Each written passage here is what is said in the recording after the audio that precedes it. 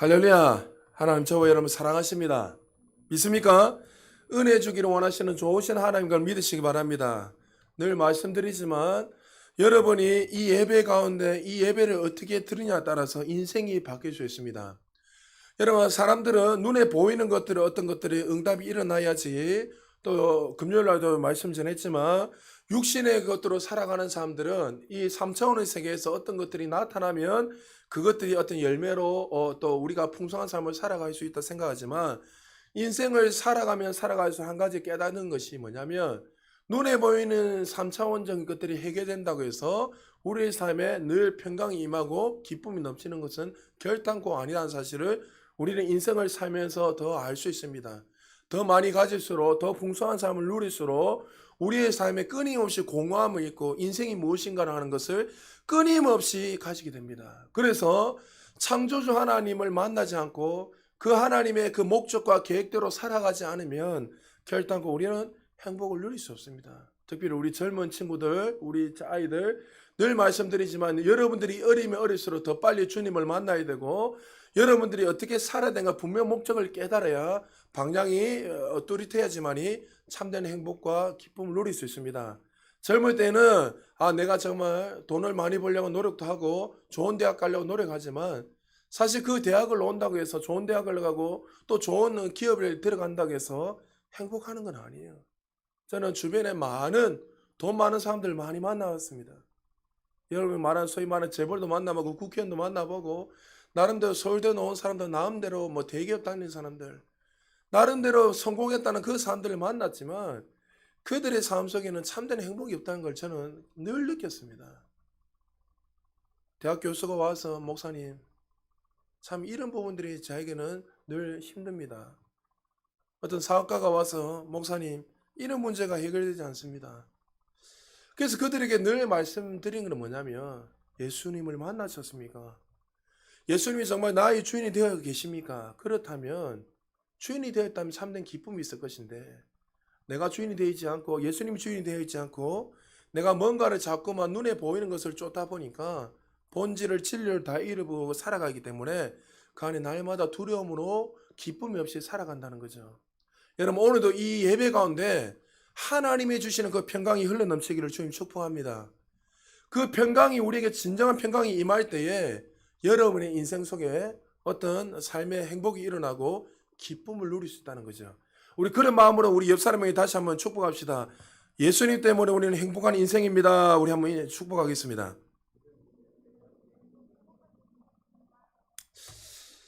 오늘 말씀을 잘 들으십시오. 늘 말했으면 우리 아이들도 저를 쳐다보세요. 밑에 앉을 때 삐딱하게 앉지 마시고, 예배드리는데 항상 아이들 한 번씩 보면 자세를 갖다 삐딱하게 다리를 꼬고 올리고, 여러분 하나님 앞에 그렇게 드리지 마세요. 자세 태도가 항상 중요합니다. 말씀을 들을 때에 항상 마귀는 여러분에게 이 진리의 말씀을 못 듣도록 근심하게 하고, 또 여러 가지 여러분에게 시작할 때 딱 보십시오. 시작하면 보면 여러분에게 생각에 다 쓸데없는 생각 딱 집어넣어요. 내가 아프니까 자꾸 아픈데 계속 내가 이런 생각을 해야 되고, 마치고 나면 내가 약속이 있으니까 약속하려면 이런 생각들을 하게 되고, 다양한 생각을 계속 들게 하는 이유는 사실 여러분들이 가지는 생각이 아니라 그 배후의 사단이 여러분에게 하나님의 말씀을 못 듣게 하고 여러분을 향해서 진리를 향해서 살지 못하도록 한다는 거죠. 오늘은 모든 말씀이 중요하지만 오늘 이 말씀을 잘 들으면 여러분 삶 속에 늘 승리할 수 있습니다. 따라합시다. 마귀를 대적하자. 우리가 마귀를 대적하면 반드시 마귀는 도망가게 될 것입니다. 이 땅에 영적 전쟁은 언제부터 시작했냐면, 루시퍼가 타락함으로 말미암아 이 땅에 마귀가 타락함으로 말미암아 이 땅에 내려옴으로 쫓겨남으로부터 이제 영적인 전쟁이 시작됐습니다. 마귀는 하나님께서 사랑하시는 이 하나님의 자녀들, 하나님의 이 백성들을 끊임없이 공격해서 타락하게 해서 사망의 길로 만들게 합니다. 그 애가 바로 에덴 동산에서 아담과 하와가 하나님의 형상대로 지음받고 난 이후부터 그 인간을 타락하게 함으로 말미암아 이 사람들이 어떻게 이제는 타락함으로 말미암아 죄악 가운데 들어가게 되고 영원한 지옥으로 갈 수밖에 없는 죄인으로 만들어 버렸습니다. 그래서 마귀는 이 땅에 온 이유는 인간을 멸하고 죽이기 위해서 이 땅이었습니다. 예수님은 우리에게 풍성한 삶을 주기 위해서 생명을 주시기 위했지만 마귀는 이 땅에서 인간을 죽이고 멸망시키고 타락하게 해서 끝내는 하나님과 원수님께서 끝내는 지옥으로 가기 위해서 이 마귀가 인간을 그렇게 만들게 되었다는 거죠. 그래서 우리 거듭난 그리스도인들은 항상 기억해야 될 것이 뭐냐면 거듭난 이후부터 평강이 임하는가? 사실은 거듭난 이후부터 영적인 전쟁이 언제까지요? 우리가 천국에 이르게 때까지 마귀는 끊임없이 우리를 공격하고 멸망시키고 죽인다는 거죠. 자, 그렇다면 이 마귀가 근본적으로 어떻게 만들어졌고 또 마귀는 근본적으로 어떻게 성경에서 말씀하고 있는지 마귀의 존재가 무엇인지 먼저 한번 보겠습니다. 자, 에스겔서 28장 13절에서 우리 14절까지 두 절 한 목소리 같이 읽습니다. 시작. 내가 옛적에 하나님의 동산 에덴에 있어서 각종 보석 곧 홍보석과 황보석과 금강석과 황옥과 홍만호와 낭옥과 청보석과 남보석과 홍옥과 황금으로 단장하였으며 내가 지음을 받던 날에 너를 위하여 소고와 비파가 준비되었도다. 너는 기름 부음을 받고 지키는 그룹이며 내가 너를 세우매 내가 하나님의 성산에 있어서 불타는 돌들 사이에 왕래하였도다. 아멘. 마귀는 이렇게 온갖 보석으로 단장하며 아름답게 하나님 앞에 지음받은 자였습니다. 하나님 보좌에서 그도 하나님께 영광을 돌리며 찬양을 하는 지자, 쉽게 말하면 오늘날 말하면 천사장으로서 그가 하나님 앞에 쓰임받았던 자였습니다.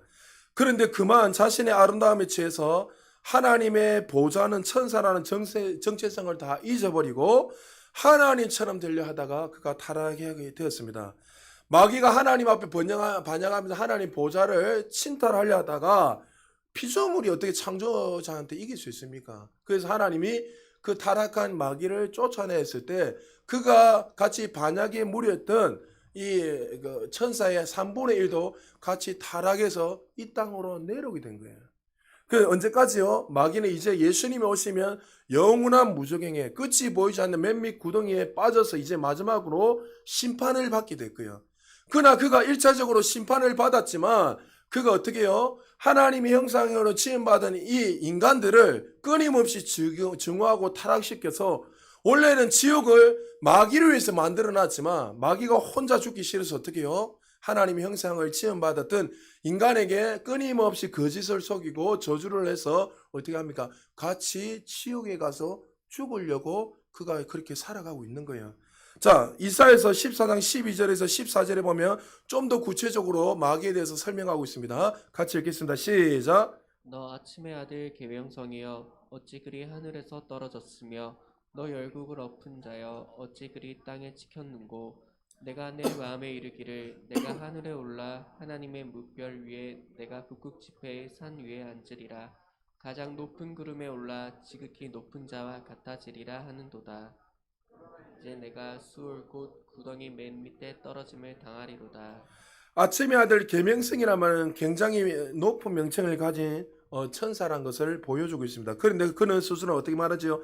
말하기를 물별 위에 내 자리를 높이리라. 별은 천사를 상징하고 있는데 천사 중에 가장 높은 자리를 자기가 차지하고 북극시피는 하나님이 거하시는 곳인데 그가 어떻게 하나님과 동등된 자리에 올라가게 됩니다. 그는 그런 하나님을 찬미하고 예배하는 피조물인데도 불구하고 하나님의 보좌 위에 그가 동등되다면서 자신을 높이고 하나님의 그 보좌에 앉으려고 그랬단 말이죠. 그래서 그 타락의 결과로 말미암아 어떻게 되게요? 구덩이 맨 밑에 떨어져 있습니다. 끝이 보이지 않는 그곳에 떨어지게 된다고 마지막으로 그렇게 생각합니다.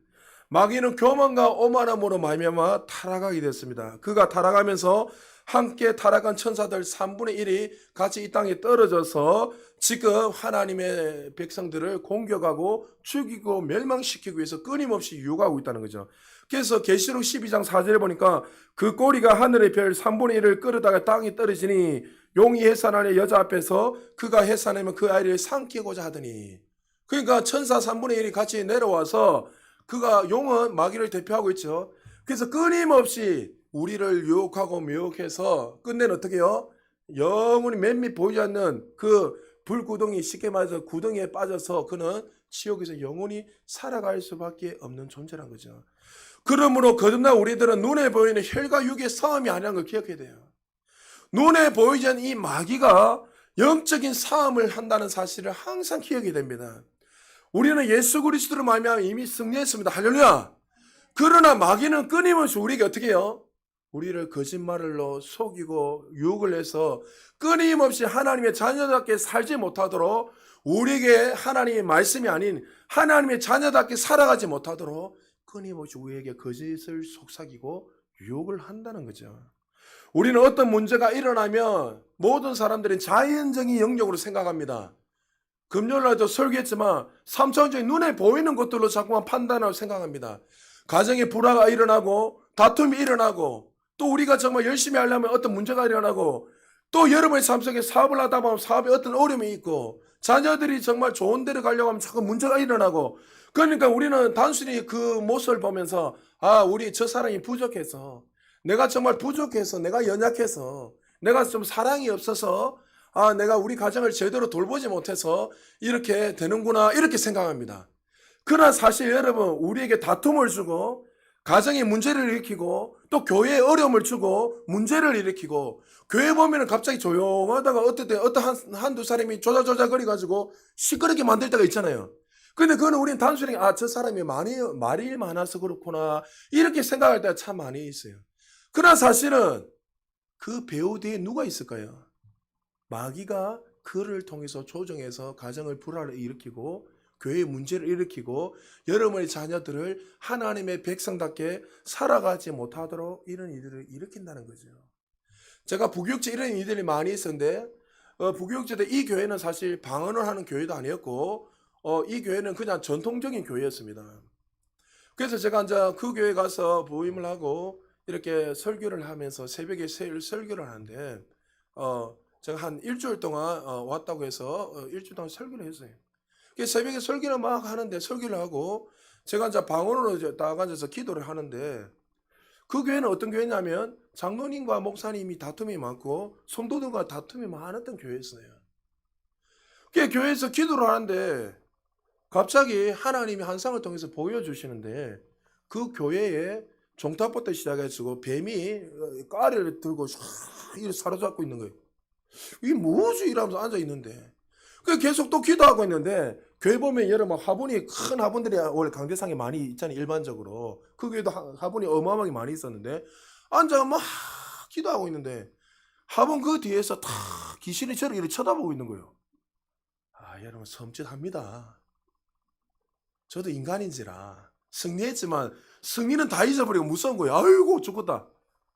그냥 눈을 떠도 보이고 눈을 감아도 보이고 기도를 하고 있는데, 근데 그래도 제가 그때 전도사였으니까, 그래도 제가 이거 얼마나 무서운지 계속 방으로 기도하고 있는데 마귀가 이렇게 이야기해요. 너 왜 왔어? 이 치기 버린다, 이런 거예요. 여러분 얼마나 무섭겠습니까, 여러분? 이 결국 많이 버리면 모르죠. 막 은혜는 다 온데간데 없고 하면서 계속 방으로 큰 소리 기도해요. 성도님들이 은혜 받아서 저한테 기도하는 줄 알았을 거예요. 저는 무서워가지고 방으로 기도하고 있는데, 한 30분이 지나고 1시간 지나니까 내 마음에 확신이 드는 거예요. 나는 지금 죽어도 천국 가는데 마귀는 내가 천국 가는 걸 싫어할 건데, 그래서 그 담대함이 생기는 거예요. 그래, 그럼 니 내 죽이 봐라. 한번 죽이 봐라. 그리고 나서 그 내 마음속에 이런 확신이 든 게 뭐냐면, 내 안에 뭐가 있습니까? 역사하시는 하나님이 계시잖아요.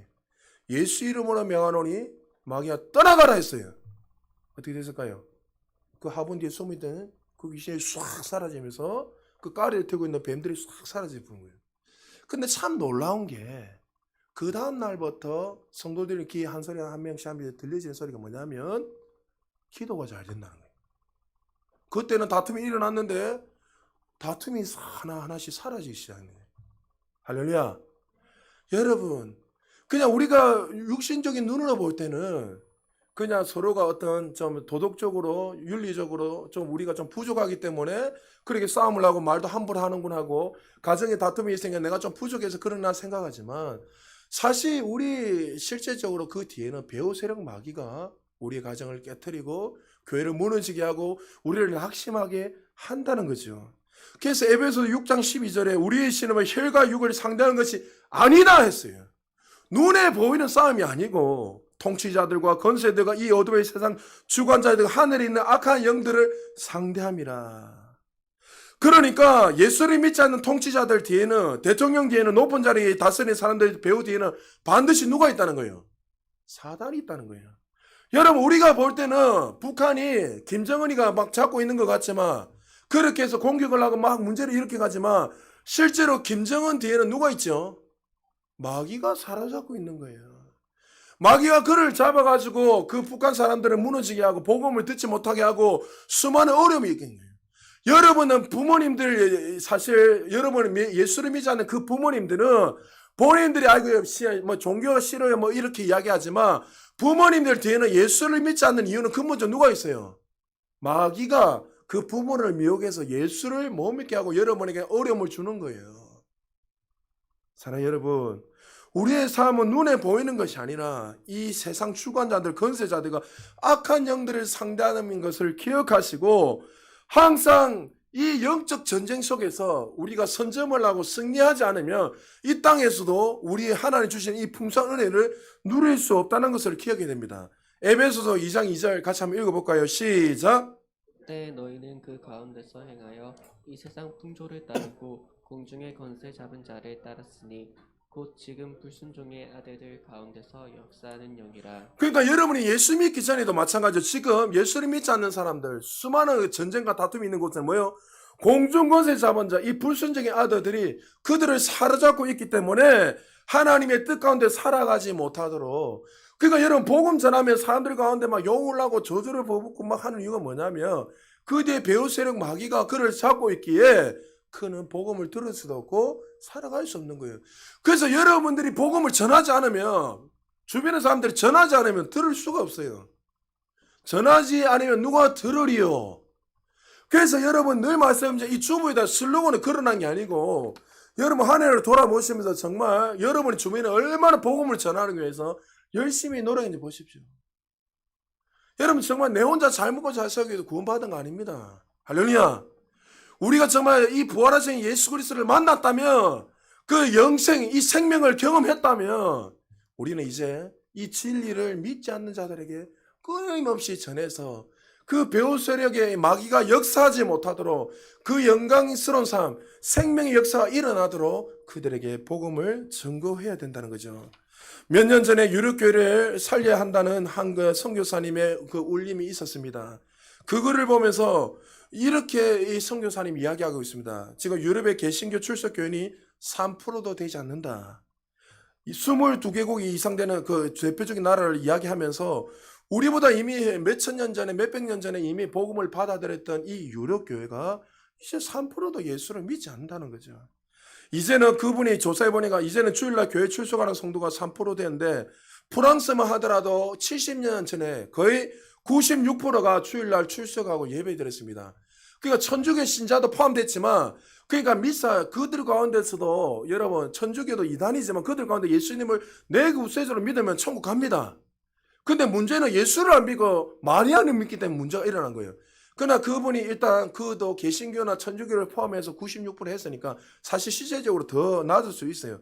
그런데 그들이 조사를 해보니까 70년 전만 해도 프랑스가 96%를 성당을 하고 교회를 갔지만 지금은 천주교 신자는 6%만 미사를 드리고 개신교는 2%도 안 된다는 거예요. 최근에 한 목사님이 영국 교회를 향해 이렇게 기도하며 호소했습니다. 영국 교회가 죽어가고 있습니다. 영국 교회는 이제 거의 예수를 믿는 사람이 없어요. 몇백 년 전에 세워놨던 아름다운 그 교회가 이제는 관광지가 됐습니다. 문을 닫아다니까 그들이 어떻게 해요? 이 교회를 운영하려니까 관광지로 열어놨는 거예요. 그럼 들어오면서 그 사람들이 입장권을 끊고 들어와서 교회를 한 바퀴씩 돌고 와서 그걸로 이제 살아가는 거예요. 여러분 3일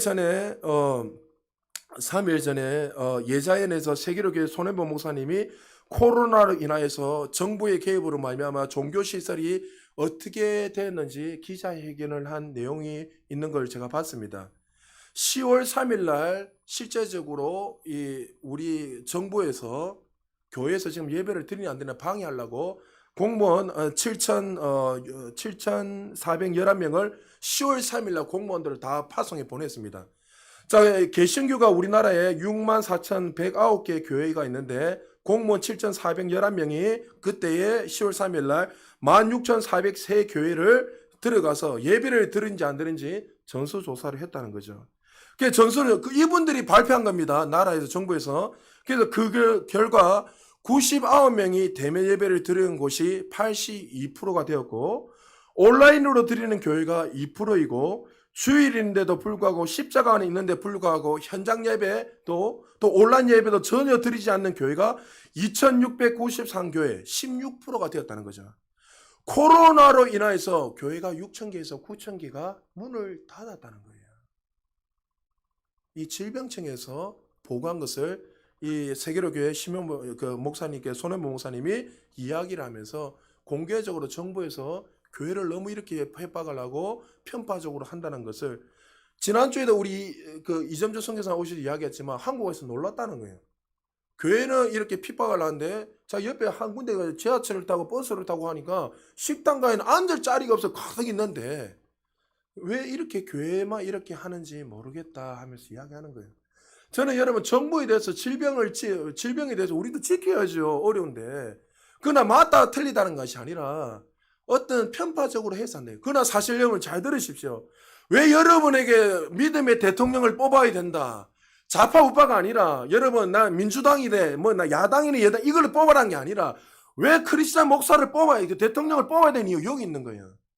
크리스찬 대통령을 뽑지 않으면 여러분 어떤 정부의 요직에 어떤 그래도 믿음 있는 사람 뽑지 않으면 어떤 문제가 나냐면 그 뒤에 배후 세력 마귀를 통해서 어떻게 해요? 결론은 항상 교회를 핍박합니다.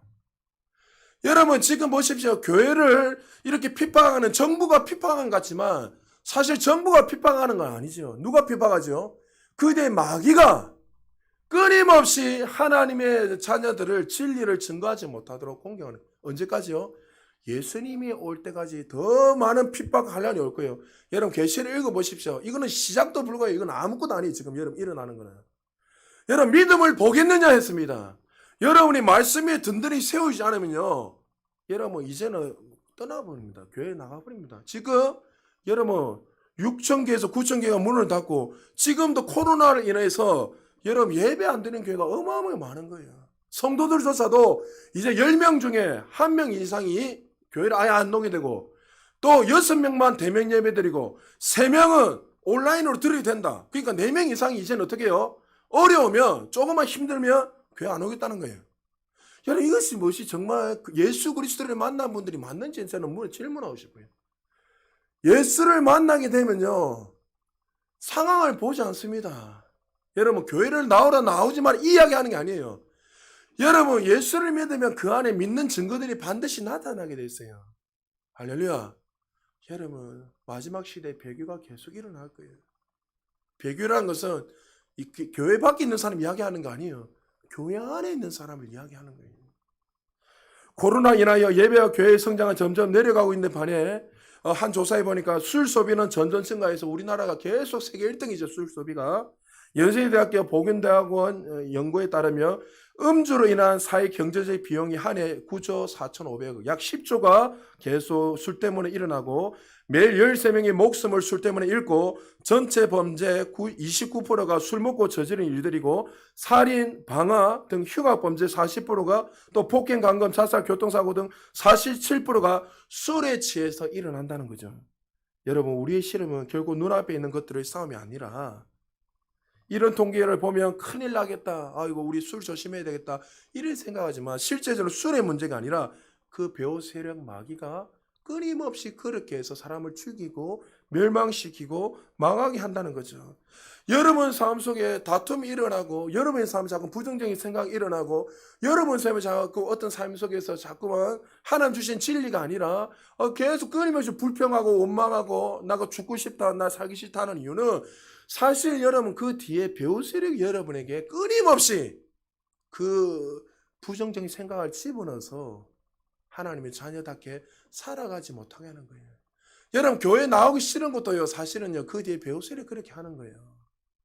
여러분들이 그냥 나 뭐 기도하든지 말든지 교회 오든지 막 이거 그냥 단순한 게 아니라 그 배후세력 마귀가 여러분에게 끊임없이 그런 마음을 주기 때문에 그렇다는 거죠.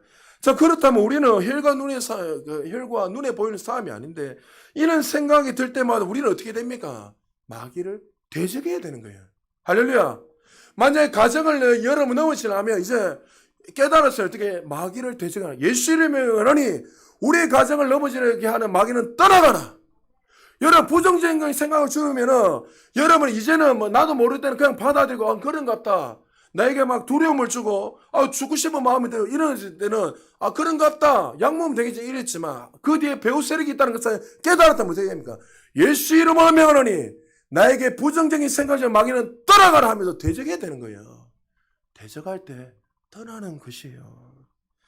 성령께서 우리와 함께 하실 때 우리는 늘 강건함을 승리할 수 있지만 만약에 우리가 성령으로 충만하지 않고 하나님의 은혜 가운데 거하지 않으면 끊임없이 마귀는 우리를 멸망시키고 죽여서 우리에게 방탕한 삶을 사게 하는 거예요. 남편이 방탕한 삶을 사게 하면 그 배우세의 마귀를 위해서 방탕한 삶을 사게 하는 마귀는 떠나가라고 선포해야 돼요. 여러분 아내가 방탕한 삶을 살고 자녀들이 방탕한 삶을 살면 그 배우세는 마귀에게 예수를 명한 방탕의 삶하는 그 아내와 또 자식은 떠나가라 해요. 선포해야 돼요. 그럴 때에 그들의 삶에 어떻게 해요? 평강이 일어나는 거예요. 저도 목사이지만 인간인지는 어떨 때는 혈기가 일어나고 나도 모르게 그런 마음이 일어날 때마다 그럴 때마다 얼마나 머리가 아픕니까? 혈기를 부리고 이러면.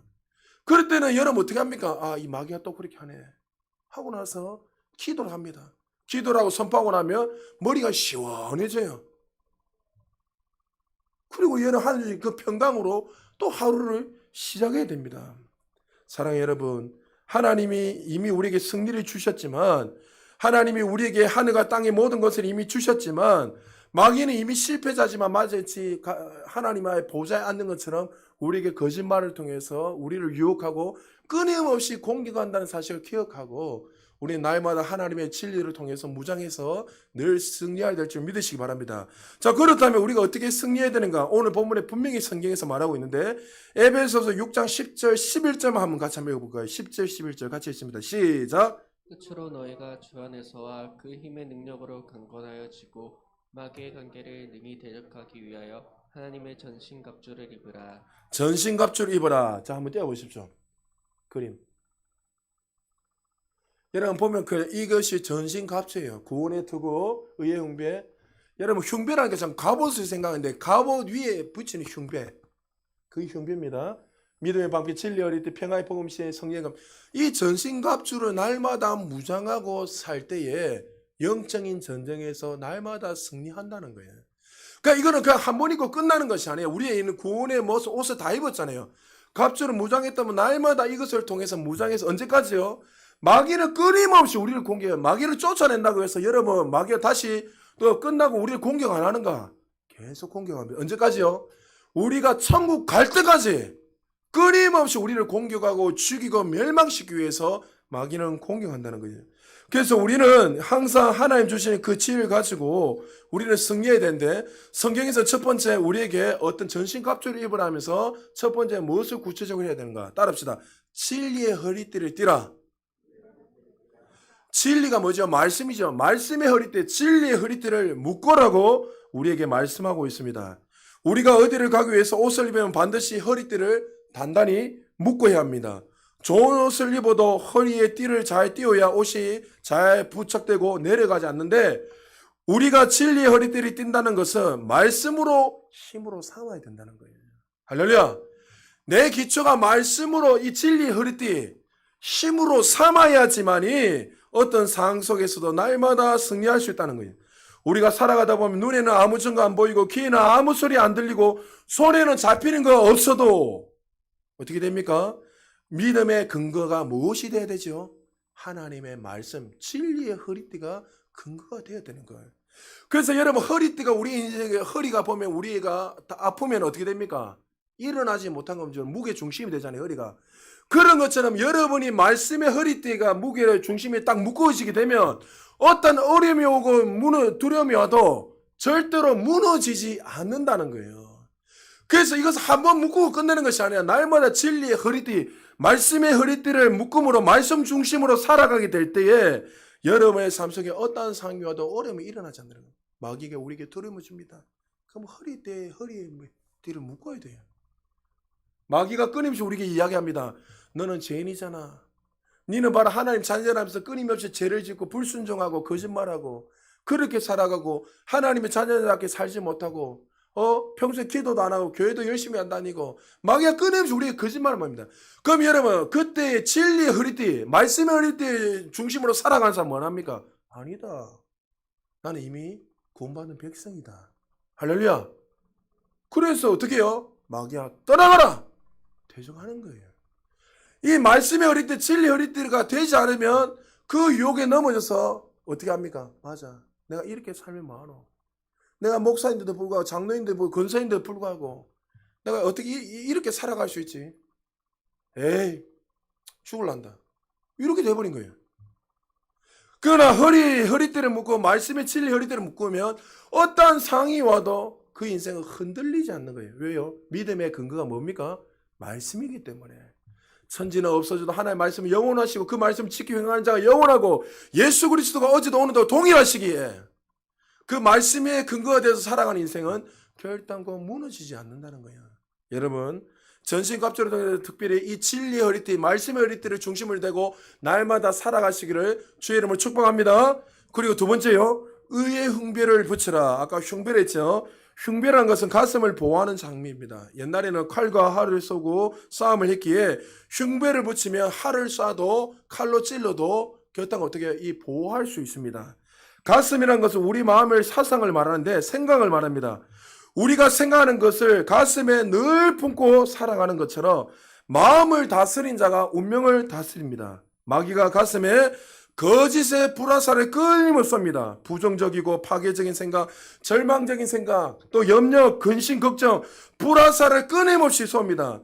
죄악으로 유혹하고 타락하고 파괴하게 하고 우리에게 끊임없는 부정적인 생각을 줄 때마다 우리는 어떻게 해요? 말씀을 통해서 이 생각을 잘 다스리라는 것을 우리에게 보여주고 말씀하고 있습니다. 잠언 4장 23절에 보니까 무릇 지킬 만한 것 중에 내 마음을 지키라. 생명의 근원이 이에서 남이라. 내가 제일 잘 사는 거, 못 사는 거, 승리하는 거, 실패하는 거 다 마음의 생각에서 나오는 것입니다. 마음을 잘 먹어야 됩니다. 그래서 마음을 잘 먹기 위해서는 여기에 의의 흉배를 반드시 붙이고 살아라. 자, 그러면 의의 흉배가 뭐지요? 예수 그리스도로 말미암아 우리는 의로운 하나님의 자녀가 된 거예요. 할렐루야. 그 의의 흉배를 붙이라는 것은 날마다 내가 어떠한 존재라는 것을 인식해라는 거예요. 마귀는 아까 서두에 말했지만 끊임없이 뭐라 합니까? 너는 죄인이야. 여러분 전통적인 교회 율법으로 살아가는 교회 어떻게 합니까? 당신 그렇게 살면 지옥 가. 그렇게 말합니까? 안 합니까? 우리가 구원받는 행동을 마치 우리의 어려운 삶을 내 모습으로 구원받는지 착각합니다. 구원은요 우리 열심으로 노력을 할 수 없는 거예요. 할 수 없기에 자 에베소서 2장 8절 9절 같이 한번 읽어볼까요? 시작. 너희는 그 은혜에 의하여 믿음으로 말미암아 구원을 받았으니 이것은 너희에게서 난 것이 아니요 하나님의 선물이라. 행위에서 난 것이 아니니 이는 누구든지 자랑하지 못하게 하려 합니다. 할렐루야. 구원은 우리 힘으로 열심을 한 게 하나님 은혜로 선물로 주신 거예요. 그러니까 우리는 다 죄인이었어요. 하나님 거룩하신 그 하나님 앞에 죄인들은 결단코 설 수 없어요. 근데 하나님 우리를 하나님의 자녀로 만드셨어요. 주 예수를 믿으라 그래야 너와 내 집이 구원을 얻으라는 것처럼 영접하는 자 꼭 그 이름을 믿는 자들에게 하나님 자녀가 되는 권세를 주셨어요. 할렐루야. 그러면 하나님의 자녀가 되었다면 죄인들은 하나님 앞에 설 수 없지만 어떻게 해요? 그 죄들이 다 용서함을 받게 되는 거예요. 누구 때문에요? 예수님의 보혈의 피로 말미암아. 그러면 이제는 어떻게 해요? 여전히 내가 그 삶 속에서 하나님 앞에 죄를 짓고 살아가도 그 의로운 하나님의 백성이 됐기에 당당히 주님 앞에 서서 하나님 앞에 의로운 삶으로 하나님 얼굴을 바라볼 수 있는 거예요. 그것이 우리는 하나님의 자녀가 된 거예요. 그래서 우리는 의의 흉배를 붙이라 이 말은 무슨 말입니까? 날마다 나는 어떠한 존재인 것을 알고 당당하게 주님 앞에 서서 살아가라는 것을 이야기하는 거예요. 마귀는 끊임없이 우리에게 거짓의 불화를 쏘며 네가 그렇게 해가지고 되겠냐면서 끊임없이 우리에게 거짓말을 쏩니다. 그럴 때마다 진리 허리띠를 띠고 말씀의 허리띠를 띠고 의의 흉배를 딱 붙이고 어떻게 해요? 나는 하나님 자녀야. 하나님 백성이기 때문에 나는 결단코 지옥에 갈 수 없어. 마귀를 어떻게 해요? 예수의 명령의 말씀 통해서 떠나가라고 선언해야 되는 거예요. 할렐루야. 그리고 세 번째요. 평화의 복음이 예배한 신을 신으라고 우리에게 말씀하고 있습니다. 에베소 6장 15절에 평안의 복음이 준비한 것으로 신을 신고, 신은 상과 행위의 보호기구인데 신발을 작은 것을 신으면 발 뒤꿈치가 벗어지고 발이 아픕니다. 신은 넉넉하게 신의 발이 아프지 않는 것처럼, 발이 편안한 것처럼 이 신은 우리를 보호하는 수단입니다. 다시 말해서 이 신은 고대 근동 그 당시에 신을 보면 이 사람의 신분을 알 수 있습니다. 그래서 노예는 신을 절대로 신지 않습니다. 그러나 이 고급 신을 신고 가죽 신을 신고 왕이 신는 신들을 보면서 이 사람 신분이 어떤 거 이야기는, 마치 모세를 80세에 하나님이 부르실 때에 하나님이 만나셔서 어떻게 합니까? 모세야, 그곳은 거룩한 곳이니 신을 벗으라 했습니다. 신을 벗는다는 것은 자신의 권리, 자신의 어떤 신분을 포기하는 거예요. 자신이 의지했던 지, 명예, 건세, 학위, 이 모든 것을 내려놓는 거예요. 그러니까 여러분, 이 평화의 복음이 신을 신으라 이 말은 뭐예요? 예수 그리스도로 말미암아 우리에게 주시는 그 복음이 있지요. 하나님이 예수님이 채찍이 맞으면 나음을 입었고, 예수님이 가난해지신 우리를 부유케 하셨고, 할렐루야. 그러면 이 복음으로 말미암아 하나님 주신 그 평안의 은혜들 있잖아요. 이 신발을 신고 살아라는 거예요. 이전에 내가 육신에 가졌던 생각들, 내 지혜를 가지고 내가 뭔가 더 열심히 해보려고 세상에 바라보면서 노력하다 보면 늘 3차원적으로 살아가다 보면 얼마나 순간순간마다 두려움이고 불안합니까? 그걸로는 참된 기쁨을 줄 수 없어요. 그래서 이제 거듭났으니 어떻게 해요? 하나님 주시는 이 평화의 복음의 신을 신고 날마다 살아라는 거예요. 여러분, 이 평화의 복음의 신을 신게 되면 어떤 일이 납니까? 두려움이 올 때마다 어떻게 합니까? 두려움이 일어나지 않습니다. 왜요? 두려워하지 말라. 내가 너와 함께함이라. 할렐루야. 그래서 마귀가 그렇게 유혹할 때마다 나는 하나님이 나와 함께 하시기 때문에 나는 결단코 두려움 없다. 마귀야, 떠나가라. 가난한 사람을 부유하게 되고 포로된 사람을 자유케 하고 눈먼 자를 보게 하고 눌린 자를 자유케 하는 거, 이게 바로 우리에게 주신 평화의 복음, 축복이라는 것을 기억하셔야 돼요. 에베소서 1장 3절에 하나님이 이렇게 말씀하십니다. 같이 한번 읽어볼까요? 시작. 하나님 곧 우리의 주 예수 그리스도의 아버지께서 그리스도 안에서 하늘에 속한 모든 신령한 복을 우리에게 하늘에 속한 모든 신령한 것 이미 주셨어요. 할렐루야. 그러면 주셨다면 이제 어떻게 해요? 그 평화의 복음을 신고 여러분 살아야 되는 거예요. 하나님 주신 것을 알고 항상 감사함으로 하나님 앞에, 하나님, 나는 이제 더 이상 가난한 인생이 아닙니다. 나는 부유한 인생입니다. 여러분, 정말 아이들이 내일을 정말 몰라서, 우리 또 대학 가는 친구들인데 대학을 어떻게 가야 되나, 또 고등학교 올라가 또 어떻게 가야 되나, 인생을 어떻게 개척해야 되는가, 또 다양하게 또 직장을 가면 어떻게 직장을 살아야 되는가, 수많은 생각 속에서 그것을 어떻게 해요? 그거 다 자신의 그 직이잖아요. 자신의 욕심이고 자기의 어떤 신분을 나타낸 거잖아요. 그것을 어떻게 해요? 다 내려놓으라는 거예요. 내려놓고 누구요? 하나님 주신 그 평화의 복음의 신발을 신고 살게 될 때 진정한 평강이 임한다는 거예요. 내가 내 인생 책임져 주겠다는 거예요. 여러분, 두려움이 오는 사람 왜 두려움이 오죠? 하나님 앞에 맡기지 않게 되면 두려움이 오는 거예요. 내가 하려니까. 그러니까 모세 앞에서 하나님 신발을 벗어낸 이유 뭐예요? 내가 하겠다. 너는 그냥 맡겨라. 그런데 모세는 계속 뭐라 합니까? 우리 지금 여호수아 공부하고 있잖아요, 수요일날. 하나님, 나는 입이 뻣뻣하고 둔합니다. 그 말이 뭐예요? 자신은 지금 이 출애굽 시키는 거는 마치 자기가 할 수 있다고 생각하는, 아직 여전히.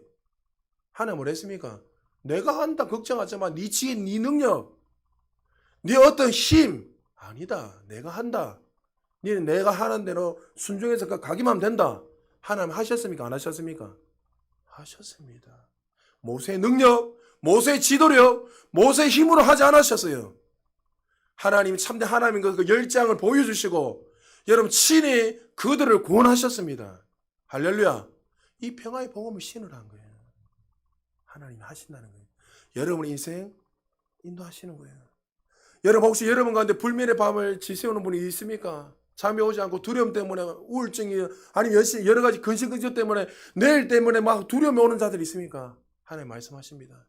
이미 너에게 신뢰한 복을 다 주셨고 내가 너의 아버지고 내 인생을 책임질 테니 나는 맡겨라.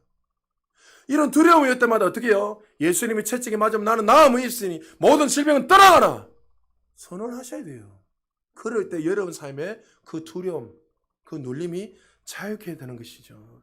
사랑하는 여러분, 이 평화의 보호를 신게 되면 어떠한 고난의 길을 걸어도 어떠한 상황에 있어도 사망의 음침한 골짜기 다녀도 해를 입지 않는 것은 이 평화의 보험을 신었기 때문에 날마다 평안한 삶을 살 수 있다는 걸 기억하시고 하나님 주신 이 평화의 복음의 신발을 날마다 신고 승리하시기를 주님 축복합니다. 그리고 네 번째요. 믿음의 방패를 들어야 됩니다. 에베소 6장 16절 같이 읽을까요? 시작. 모든 것 위에 믿음의 방패를 가지고 이로써 능히 악한 자의 모든 불화살을 소멸하고. 방패는 적이 쏘는 화살을 막는 것입니다. 이 땅에 살아가며 원수 마귀가 우리의 마음속에 거짓의 불화살을 쏩니다. 우리 마음속에 불안과 초조와 절망과 분노와 시기와 염려, 근심 이런 수많은 것들로 끊임없이 여러분에게 두려움을 주고 공격합니다. 이러한 화살이 날라올 때 우리는 무엇을 막아야 돼요? 믿음의 방패. 할렐루야. 염려가 오면 어떻게 됩니까? 하나님이 모든 염려를 주께 맡기라 했으니 나는 맡겼으니 원수야 물러가라. 할렐루야. 마음에 무엇을 먹을까 마실까 무엇을 입을까 불안이 다가오며 성경이 어떻게 말씀하고 있죠? 하나님 무엇을 먹을까 마실까 입을까 염려하지 마라. 그리고 그 믿음 가지고 그 염려를 맡기고 마귀야 떠나가라 선포해야 돼요. 할렐루야. 여러분 두려움과 공포가 다가오면 예수님이 뭐랍니까? 볼지어다 세상 끝날까지 내가 너와 항상 함께 하시리라. 할렐루야. 하나님이 항상 함께 하시니까 말씀의 근거 믿음의 방패를 들고 마귀야 떠나가라 선언하는 거예요. 여러분 삶에 일이 잘 시작되지 않고 정말 두려움이 온다. 그럼 시편 23편은 뭐랍니까? 푸른 초장에 누우시며 실만한 물가로 주님이 인도하신다. 하나님은 항상 우리를 형통하게 인도하시고 항상 우리의 삶을 정말 축복되게 인도하신다. 마귀야 물러가라. 할렐루야. 그리고 여러분 이 믿음의 방패 믿음이 뭐예요? 말씀의 근거잖아요. 그 믿음을 말미암아 수많은 원수 마귀가 우리에게 공격할 때마다 여러분들은 그 거짓의 불화살을 막아갖고 서야 되는 거예요. 그래서 로마서 10장 17절에 그러므로 믿음은 들으면 들으면 그리스도의 말씀으로 말미암느라. 여러분의 믿음의 근거는 여러분의 느낀 경험이 아니라 말씀이에요. 말씀. 그래서 여러분들도 이 시간 말씀을 들으면서 믿음이 성장하고 여러분 감각적인 것들이 점점 사라지고 내가 어떻게 살아야 될지를 분명하게 알게 되는 거예요. 그래서 여러분 예배 드리는 중요한 거예요. 여러분 금요일날 꼭 와서 기도하세요. 할렐루야. 특별히 여러분들이 정말 더 많은 은혜들을 붙기를 원하고 더 여러분들이 모두 사업이나 어떤 일을 확장하기 위해서는 많이 엎드려야 돼요. 개인적으로 기도하는 것도 중요하지만 같이 또 이렇게 여러분 공적인 자리에서 엎드려서 여러분 제발 부탁드릴게요. 평소에 여러분 기도 1시간씩 2시간씩 잘하기 하는 게 안 쉽잖아요. 그럼 여러분 토요일날 직장 안 가면 와서 1시간씩 기도하고 가세요. 기도하고 나면 여러분 인생이 달라집니다. 청년들, 자녀들, 여러분들이 엄마 가자 할 때 엄마 나 더 기도할게 앉아 기도하고 가요. 엄마 가자 불뚝이려고 가지 말고 기도하면서 아니 어머 목사님 나 오늘 좀 철회할 거예요. 여러분 인생을 놓고 한번 진지하게 한번 기도해 보세요. 기도해 보면 좋으신 하나님께서 여러분에게 더 선한 길로 인도하세요. 여러분 잠언 30장 5절에 보니까 하나님의 말씀은 다 순전하여 진리라는 진리이기 때문에 진실하여 하나님은 그를 의지한 자의 방패가 된다. 할렐루야. 하나님의 말씀은 진리이기에 이 진리의 말씀을 믿음의 방패를 두고 걸어가기만 하면 어떠한 상황 속에서도 우리는 날마다 승리할 수 있습니다. 그리고 구원의 투구입니다. 투구는 머리를 보호하는데 생각은 언제나 부정적으로 하지 말고 하나님 주신 생각, 말씀으로 머리를 칵 쥐고 살면 부정적인 생각이 와도 막을 수 있고 승리할 수 있다는 거예요. 매일같이 여러분 머릿속에 하나님의 생각으로 성령으로 충만하시기를 주의 이름 축복합니다.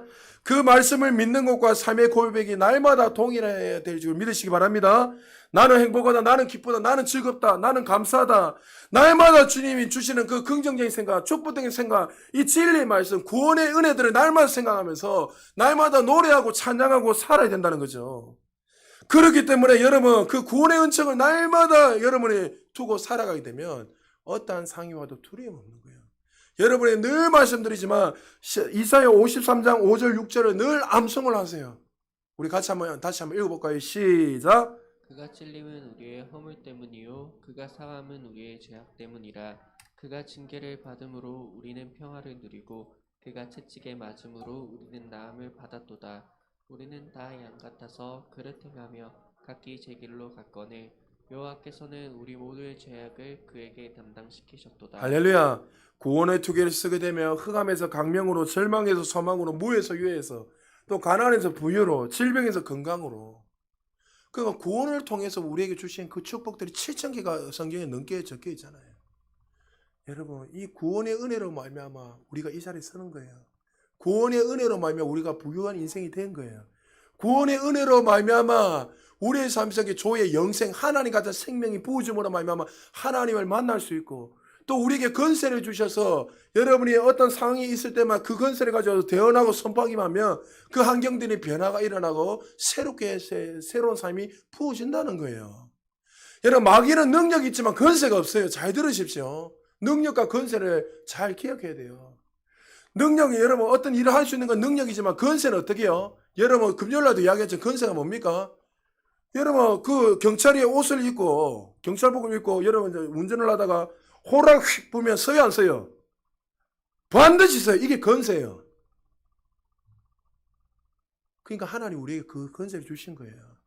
마귀는 어떤 능력을 나타낼 수는 있지만 건세는 없어요. 환경을 변화시키고 막 우리를 어떻게 할 수 있는 건세는 없단 말이죠.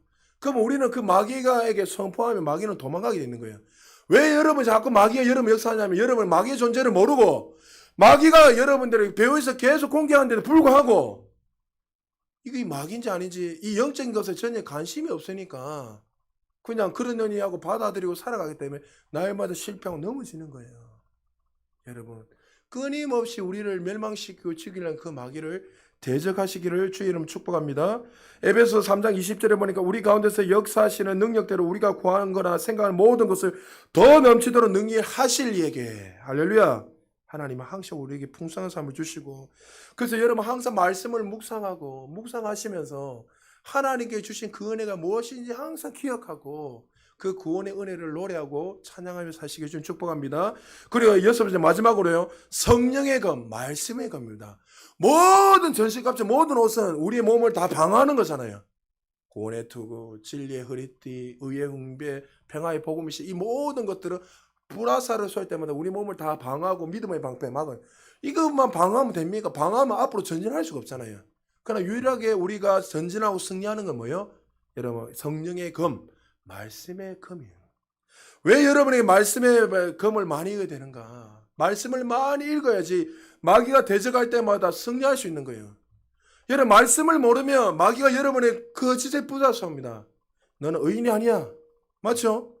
네가 그렇게 걷다고 살아가지고 네 천국 갈 수 있겠어. 계속 여러분에게 마귀가 공격합니다. 네가 그렇게 헌금도 안 하고 기도도 안 하는데 무슨 천국 가겠어. 거짓말 계속합니다. 네가 예배도 안 드리는데 무슨 천국 가겠어. 네가 하나님의 목사인데도 날마다 사람들에게 욕하고 네가 무슨 천국 가겠어. 끊임없이 거짓의 불화살을 우리가 쏘옵니다. 그럴 때 여러분, 말씀 위에 든든히 서 있는 사람 어떻습니까? 아니지. 나는 이미 죄에서 해방되었지. 나는 질병에서 자유함을 얻었지. 예수님이 우리에게 부유함을 주시고 건강을 주셨지. 나에게 하늘과 땅의 모든 것을 주셨지. 할렐루야. 그래서 그 말씀을 통해서 어떻게 해요? 사단아 떠나가라면서 전진해야 돼요. 그래서 여호와라는 것이 지혜의 검, 지식의 근본인 거예요. 하나님 아는 것이 최고예요, 최고. 말씀을 통해서 내가 누구이고 무엇을 가지고 있고 어떠한 전쟁에서 날마다 인식하고 알아야지만이 우리는 날마다 전진하고 승리할 수 있다는 거죠. 혹시 여러분 가운데 자꾸만 부정적인 생각들, 말씀 아닌 다른 것이 생각날 때 그 잘못된 생각을 쫓지 말고 말씀을 통해서 하나님이 어떻게 말씀하는지 알고 여러분 그것을 통해서 체인지하시기를 주님 축복합니다. 그래서 여러분 말씀을 묵상하고 읽는 것이 그래서 중요한 거예요. 주야로 묵상하는 것은 늘 말씀하가 되라는 거예요. 사단이 공격할 때마다 나는 어떠한 존재인가? 나는 절망한 존재 아닙니다. 축복된 자녀입니다. 하나님의 백성입니다. 여러분 만약에 예를 들어서 이런 말씀이 잘 떠오르지 않을 때는 영의 기도를 많이 하세요. 걸어 다니면서도 영의 기도 방언으로 많이 하시고 여러분의 부정적인 생각이 날 때마다 방언으로 기도 많이 하세요. 여러분 보니까 개 중에 나가면 자꾸만 의식적으로 말을 부정적으로 하는 사람 많이 있어요. 아유 죽겠다. 아이고 되겠나. 여러분 그게 여러분 지금 믿음의 고백이에요. 그게. 그럴 때마다 그것을 체인지하려면 말씀을 통해서 바꿔야 되고 영의 기도를 많이 하세요. 영의 기도하면 로마서 8장 26절에서 27절에 뭐라 돼 있죠? 성령께서 친히 우리를 위해서 간구하시느니라. 할렐루야. 그러면 여러분 이런 체험들 많잖아요. 저도 체험 정말 많습니다. 저도 순간순간마다 이렇게 막 방언으로 기도하고 이렇게 혼자서 이렇게 기도하며 다니는데 한 번에 이런 일이 있었어요. 제가 21살 때인가 2살 때인가 버스를 딱 탔어요. 버스를 탔는데 마음이 막 답답하고 불안하고 왜 이리 답답하지 불안하지. 그러니까 그래서 제가 조용 혼자서 이렇게 마음으로 방언으로 기도하고 있는데 하나님 이렇게 말씀하시는 거예요. 야, 차 사고 난다 꽉 잡아라. 버스 타고 있는데 갑자기 그게 확 올라오는 거예요. 아니 그럼 좀 피하게 해주시는가 와 사고를 난다 카노. 그냥 방언하면서 그 생각이 나니까 제가 그때 서 있었기 때문에 꽉 잡았어요. 사고 났을까요 안 났을까요? 버스가 부앙 해가지고 사람들 앞으로 훅 들어가. 여러분 성령님은 친히 우리의 모든 삶을 아시기에 간구하시기에 여러분 영이 기도를 하면 그런 일들이 일어나는 거예요. 한 번은 여러분에게도 한 두세 번 말씀 전했지만 한 권사님이 버스를 타고 가다가 갑자기 방언 기도를 계속 하고 싶은 마음이 드는 거예요. 마음이 초조하게 불안해서. 그래서 자기가 버스에서 방언을 막 기도해서 에라 모르겠다고. 근데 이제 기도를 하고 나니까 마음이 시원해지더란 거예요. 그 두려움들이 사라지더란 거예요. 근데 집에 들어가 보니까 집이 엉망인 거예요. 도둑이 들었어요. 남편이 예수 안 믿었거든요. 그런데 자기는 그때 뭘 하고 왔냐면 기도회하고 왔으니까 남편 기도회하고 오는 것도 열받아 죽겠는데 저 옆에 내가 기도하고 와가지고 집이 엉망진창이 됐다고. 집에 있었으면 도둑이 안 들었을 건데 혼자 이제 그런 생각이 나는 거야. 이제 남편 오면 죽었다. 그 제일 먼저 어디 갔을까요? 기준부물 차도로 뛰 들어갔을 거 아닙니까? 문을 다 열으니까 막 난장판인데 엉망진창 도둑 들어와가지고. 근데 웃긴 게 서랍에 딱 기준부물 돈하고 보석하고 딱 뒀는데 그거만 손 안 댔다는 거예요. 할렐루야. 누가 가렸을까요? 그 권사님의 방언 기도할 때 하나님께서 그 도둑의 눈을 가리신 거예요. 여러분 영의 기도를 하면 친히 성령께서 우리의 모든 삶을 아시고 우리를 위해서 간구하고 기도하시는 거예요. 그래서 여러분의 부정적인 생각이 들고 들어올 때는 훈련된 사람은 제일 먼저 말씀을 통해서 딱 떠오르지만 말씀이 만약에 아직 훈련이 안 된 사람들 어떻게 해요? 말씀을 많이 안 해 그게 된단 말이죠. 안 되면 어떻게 돼요? 영의 기도를 하면서 방언 기도를 많이 하면 성령께서 우리의 생각을 바꿔주세요. 그리고 여러분들이 어떻게 해요? 부정적인 생각에서 절망적인 생각에서 축복된 생각, 복된 생각으로 바꿔야 돼요. 할렐루야. 그래서 마귀는 우리에게 끊임없이 공격을 넘어지게 하지만 우리를 승리하게 하는 건 유일한 건 뭐예요? 말씀의 검, 성령의 검이에요. 히브리서 4장 12절 읽고 마지막으로 마무리하겠습니다. 같이 읽읍시다. 시작. 하나님의 말씀은 살아있고 활력이 있어 좌우의 날선 어떤 검보다도 예리하여 hum과 영과 및 관절과 골수를 찔러 쪼개기까지 하며 또 마음의 생각과 뜻을 판단하나니. 할렐루야. 말씀보다 강한 무기는 없습니다. 이 말씀을 날마다 주의하러 묵상하시기 바랍니다. 한 예화만 들고 끝내겠습니다. 피터 와그너 박사님 혹시 여러분 들어보셨습니까?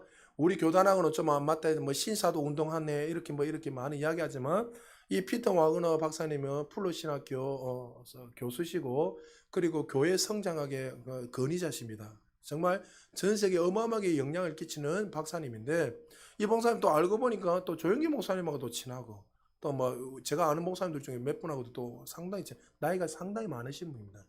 지금도 제가 책을 읽으면서 참 존경을 하는 목사님 중에 한 분인데 한 번은 피터 와그너 목사님이 그에게 끊임없이 온 병이 하는데 그 병이 뭐냐면 두통이었어요.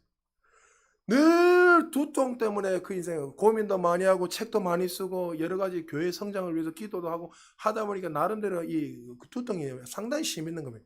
하여튼 죽을 때까지 이제 막 아침부터 저녁까지 편두통을 두고 사는 거예요. 이 두통이 오는 사람들 알잖아요. 저도 웬만하면 이 두통이 잘 안 오는데 저도 억수로 여러분을 놓고 내가 이것도 내려놔야 돼. 어떨 때는 기도하다 고민하다 보면 나도 모르게 두통이 와요. 이게 마귀가 주는 거 알고 내가 쫓아버리는데 근데 그 목사님도 한번 그래 하다가 한 번은 동력하는 목사님이 이런 이야기 하는 거예요. 목사님, 예수님이 채찍에 맞음으로 나음을 입고 우리에게 이미 건강을 주셨는데 왜 목사님은 아직까지 그 편두통을 이렇게 받아들이고 그 베오셀의 마귀를 쫓아내지 않고 그렇게 살아가고 있습니까?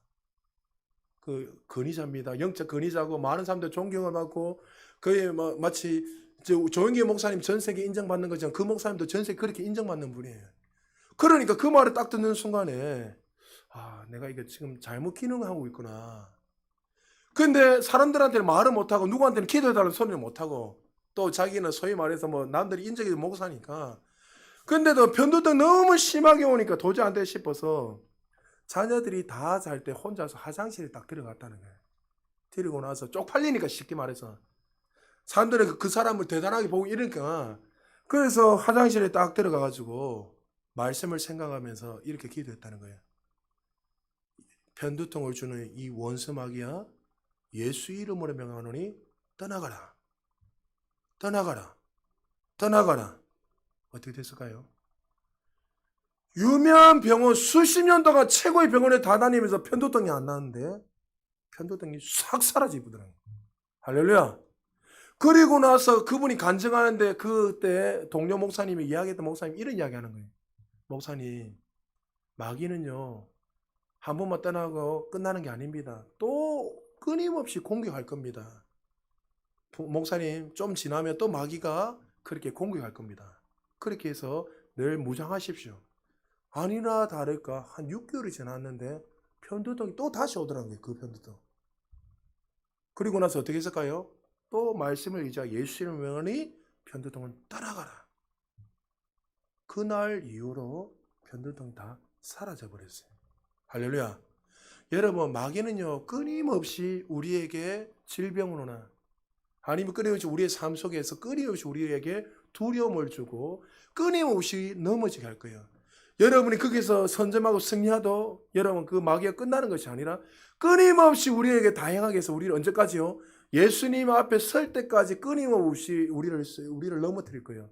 그럴 때마다 우리는 항상 구원의 투구, 진리의 허리띠, 의의 응배, 평화의 신발을 신고 믿음의 방패, 말씀의 근거에서 믿음의 방패, 성령의 검을 가지고 날마다 전진하게 되면 하나님께서 주시는 그 축복들이 우리 안에 날마다 흘러넘쳐나는 걸 기억하시고 여러분 이 싸움에서 물러서지 말고 날마다 여러분의 삶 속에서 이 영적인 전쟁을 치열하게 싸움으로 말미암아 하나님 주신 그 권세로 날마다 승리해서 여러분의 삶을 통해서 하나님의 영광이 날마다 나타나시기를 주의 이름으로 축복합니다.